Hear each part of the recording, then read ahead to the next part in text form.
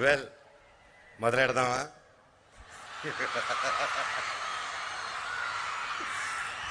నేను మీ అందరికీ ఒకటి చెప్దాం అనుకుంటున్నాను, నాకు నేనే చెప్దాం అనుకుంటున్నాను.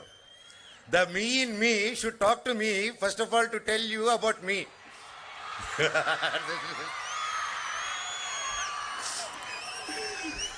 So anyways, fun part. మీ అందరికీ జస్ట్ ఏం మాట్లాడదాం అది అనుకునేటప్పుడు హయ్యర్ పర్పస్ గురించి మాట్లాడితే బాగుంటుందని I wanted to address that. Higher purpose అంటే ఇట్స్ డివైన్, ఇట్స్ గ్రేట్. ప్రతి ఒక్కరికి ఒక గోల్ ఉంటుంది. ఆ ఏము గోల్ ఎక్కడి నుంచి వస్తుందంటే మన చుట్టుపక్కల ఉన్న సొసైటీ నుంచి, ఈ ప్రపంచం నుంచి వస్తూ ఉంటుంది. అరే మనం పలానా లాగా అవ్వాలి, ఇలాగ అవ్వాలనేసి. మన స్టూడెంట్సే ఎంతమంది, మన విద్యానికేతన్ స్టూడెంట్స్, ఫ్యామిలీ మెంబర్స్, ఇక్కడి నుంచి వెళ్ళిన వాళ్ళందరూ ప్రపంచంలో ఎన్నెన్నో మంచి స్థానాల్లో ఉన్నారు. ఒక పోలీస్ ఆఫీసర్స్గా, ఐఏఎస్ ఆఫీసర్స్గా, ఒక పొలిటీషియన్స్గా, ప్రతి ఒక్కరు ఒక్కొక్క మంచి ర్యాంకులో ఉన్నారు.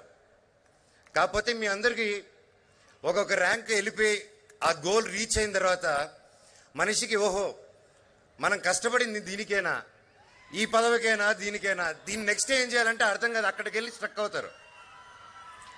సో మై డియర్ ఫ్రెండ్స్, మనందరికీ హయ్యర్ పర్పస్ అనేది ఇంపార్టెంట్. అది ఏమి కన్నా, గోల్ కన్నా గొప్పది. ఎందుకంటారా? అది మన లోపల నుంచి వస్తుంది బ్రదర్స్. అది మన లోపల నుంచి వచ్చేదే హయ్యర్ పర్పస్ అంటాం మనం. హయ్యర్ పర్పస్ లేకపోతే ఎప్పుడు మనుషులు తాన్నే డిస్ట్రాయ్ చేసుకుంటాడు. ఆ పిచ్చి ముదిరి పక్కన వాళ్ళ జీవితాల మీద పడి పక్కన వాళ్ళని డిస్ట్రాయ్ చేస్తూ ఉంటారు. ఫర్ ఎగ్జాంపుల్, మొన్న మా ఎలక్షన్ జరిగింది. సో పోటీ అంటే రెండు పక్కలు ఉంటుంది. ఒకరిద్దరు పోటీ చేశారు. దాంట్లో ఇటు పక్క వెళ్ళి మాకు ఓట్లేనని అడిగారు, అటు పక్క వెళ్ళి మాకు ఓట్లేనని అడిగారు. కాకపోతే జనాలందరూ కలిసి దే డిసైడెడ్, ఓకే పలానా వ్యక్తి ప్రెసిడెంట్గా ఉంటే, మా ప్రెసిడెంట్గా ఉంటే బాగుంటుందని మా అన్నని ఎన్నుకున్నారు. అక్కడితో ఎవ్రీథింగ్ వాజ్ ఫైన్. కాకపోతే అంత ముందు కూడా ఎవరికి హానిపడం, ఎందుకంటే everybody are friends in the industry. కాకపోతే ఒక వ్యక్తి మాత్రం మా అన్నని టార్గెట్ చేసి ప్రతిసారి అతను మానసికంగానో దీనిగానే ఏదో ఒకటి ఇబ్బంది పెడదామని అంటూనే ఉన్నారు. కానీ ఈయన పట్టించుకోలేదు, నాన్నగారు పట్టించుకోలేదు, ఎవరూ పట్టించుకోలేదు. ఎలక్షన్ అయింది, రిజల్ట్ వచ్చింది. వాళ్ళు మాకు సపోర్ట్ చేసే వాళ్ళని కూడా వయసుకి సంబంధం లేకుండా బూతులు తిట్టి పెద్దగా చేసి, అది మీరందరూ చూసిందే. వాళ్ళు ఎందుకు చేశారని ఆలోచిస్తూ ఉంటే నాన్న ఒకటే అన్నారు, పాపం అతనికి హయ్యర్ పర్పస్ లేదురా నాన్న లైఫ్లో, వదిలే పాపం అన్నారు. సో కరెక్టే కదా అనిపించింది.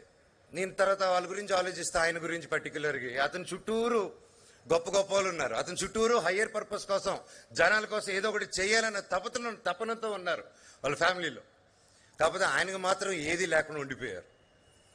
So what I'm saying is my friends, మనకి హయ్యర్ పర్పస్ లేకపోతే జీవితం చాలా బ్యాడ్గా ఉంటుంది. అదే హయ్యర్ పర్పస్ అంటే ఏంటంటారా? ఫర్ ఎగ్జాంపుల్ మీకు ఒక కథ చెప్తాను.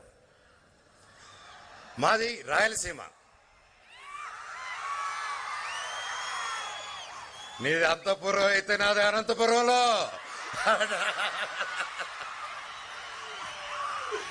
మాది రాయలసీమ బ్రదర్. రాయలసీమ రత్నాల సీమ అంటారు. కానీ ఇక్కడ మాకు రత్నాలు మేమందరూ రాకముందే ఎప్పుడు ఆ రాజులే కొట్టుకుని వెళ్ళిపోయినట్టున్నారు. ఇక్కడ ఏ రత్నాలు కనిపించలేదు. మాకున్న ఏకైక రత్నం మా బాలాజీ గారు, వెంకటేశ్వర స్వామి. రాయలసీమ చాలా కష్టం బ్రదర్. ఇక్కడ మాకు వర్షాలు ఉండవు, పంటలు సరిగా పండవు, చాలా కష్టపడి వచ్చే ప్రాంతం. ఇక్కడి నుంచి చాలా గొప్ప వాళ్ళు రావడం అంటే ఇట్స్ వెరీ ఇంపాసిబుల్. ఎందుకంటే వాళ్ళకి రైట్ ఛానల్స్ ఉండవు అనమాట. సో ఎక్కడో మోదుగులపాలెంలో నారాయణ స్వామి నాయుడికి భక్తవత్సల నాయుడు అని ఒక బిడ్డ పుట్టాడు. ఆయన చెన్నైకి ఎలాగెళ్ళారు, వెళ్ళి ఒక పీటీ మాస్టర్ ఎడ్యుకేషన్ చేసుకొని ఆయన కూడా వాళ్ళ నాన్న బాటలో ఓకే నేను ఫిజికల్ ఎడ్యుకేషన్ టీచర్ అవుతానని ఆయన కూడా ఒక స్కూల్లో ఒక ప్రాముఖ్యమైన ఒక స్కూల్లోకి వెళ్ళి ఆయన అడ్మిట్ అయ్యి పీటీ మాస్టర్గా కొనసాగుతూ ఉంటే వాళ్ళ క్యాస్ట్ కాదని చెప్పేసి తీయేశారు ఆయన్ని. సరే బయటకు వచ్చి ఒక కార్ షెడ్లో ఉండి, ఆ కార్ షెడ్లో ఎన్ని కష్టాలు పడారో మాకు తెలుసు. ఎందుకంటే అప్పుడే బయటకు వచ్చి ఓకే అసిస్టెంట్ డైరెక్టర్ అవుదాం అని చెప్పి అవుదామని ఆ కష్టాల్లో ఉంటే రెంట్ కట్టుకోలేక ఈయన రెంట్ కట్టట్లేదని ఒక రోజు ఈయన రోజంతా day and night shooting assistant డైరెక్టర్కి వెళ్ళి వచ్చేసరికి ఈయన తినే పాత్రల్లో దట్ మ్యాన్ ఒక టాయిలెట్ వెళ్ళిపోయి ఆ పాత్రలను అక్కడ వదిలేసి వెళ్ళిపోయాడు ఆయన.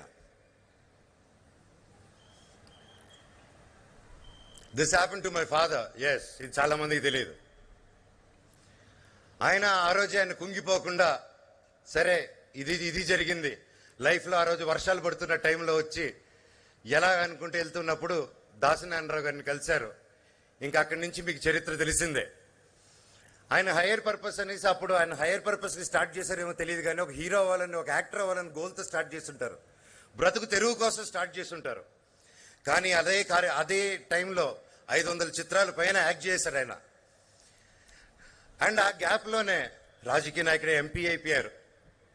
ఇదంతా కాదు, ఏదో మిస్ అవుతుందని ఎంపీ వచ్చినా వెళ్ళిపోతుంది. ఈ సినిమా తర్వాత మళ్ళీ ఇంకో సినిమా ఉంటుంది. నా హైయర్ పర్పస్ ఏది అంటే 30 సంవత్సరాల వెనకాల ఎక్కడైతే విద్యారేఖేతన్ ఇప్పుడు ఉందో ఇది ఫుల్ అడవి. ఇది ఒక రంగంపేట చిన్నగా ఉండేది, మన రంగంపేట ఒక చిన్నగా ఉండేది. అది చుట్టుపక్క అడవులు. మోహన్ బాబు గారు వచ్చి ఇక్కడ స్కూల్ పెడుతున్నారంటే అరే ఆయనకి ఏమైంది, ఎందుకు స్కూల్ పెడుతున్నాడు ఇక్కడ, ఇలా సిటీలో పెట్టుకోవచ్చు కదా, రామారావు గారితో ఉన్నారు ఇక్కడ ల్యాండ్లు తీసుకొని ఇక్కడ పెట్టుకోవచ్చు కదా, ఇక్కడ చేయొచ్చు కదా అంటే నో.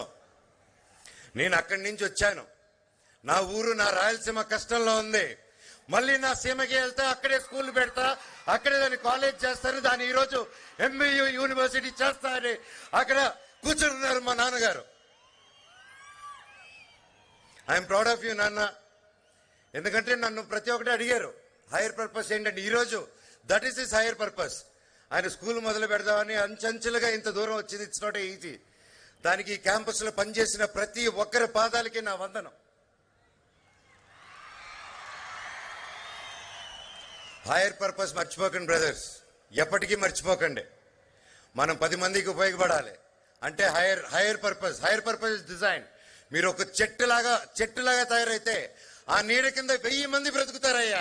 వీరందరూ ప్రతి స్టూడెంట్ హైయర్ పర్పస్కి వెళ్ళాలని నా కోరిక. ఫైనల్ గా మన హైయర్ పర్పస్ లో వెళ్తున్న టైంలో ఇలాగ హైయర్ పర్పస్ లేని వాళ్ళు రాళ్ళు విసురుతూ ఉంటారు.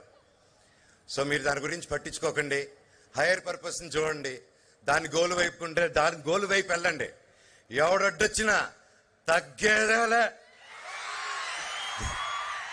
Love you all so much. Thank you. మీరందరూ నిండు నూరేళ్ళు చల్లగా ఉండాలి, హ్యాపీగా ఉండాలి, ఎనర్జీ ఏమాత్రం తగ్గకూడదు. I love you all. వందే మాత్రం. జై హింద్. Thank you.